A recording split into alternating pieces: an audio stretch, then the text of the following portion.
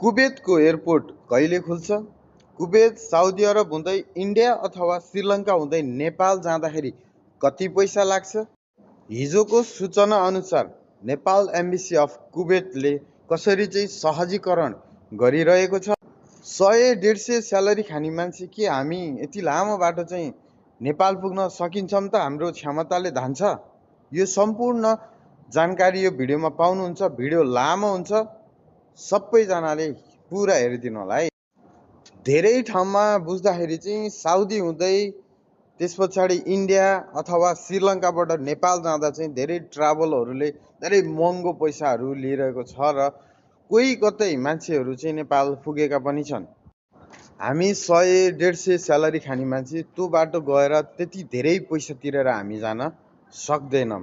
तर हिजोको सूचना अनुसार नेपाल एम्बेसीले चाहिँ हामीहरूलाई सहयोग गरिदिने, क्यान्सिल हानेको मान्छेलाई चाहिँ भिसाहरू लगाउनलाई सहयोग गरिदिने भन्ने कुराहरू थियो। यो कुरामा चाहिँ अलिकति गडबडी भएको छ।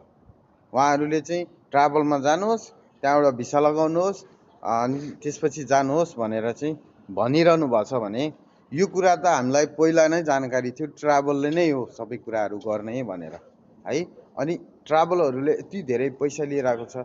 हाम्रो एम्बेसीले चाहिँ कुनै न कुनै माध्यमतिरबाट काहीँ कसरी चाहिँ हुन्छ, अलिकति सस्तो भरपर्दो ठाउँ चाहिँ खोजिदिनु पर्ने होइन र यतिखेर। कुरो आयो कुवेतको एयरपोर्ट कहिले खुल्छ? कुवेतको एयरपोर्ट जबसम्म सरकारी समाचार आउँदैन तबसम्म हामीहरूले यो फेक कुराहरू चाहिँ बताउनु भएन है।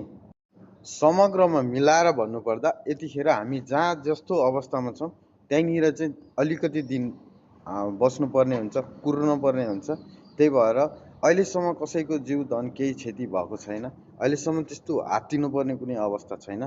त्यही भएर सबैजना जहाँ जहाँ बस्नु भएको छ त्यहीँ बसौँ होला, अलिकति धैर्य गर्नु होला। अरू पनि केही खबरहरू आउन सक्छ। भोलि हामीलाई नेपाल सरकारले रेस्क्यु गर्ने अभियानहरू नि चलाउन सक्छ। कति कारागारमा छन्, कति बिरामीहरू छन्, कति चाहिँ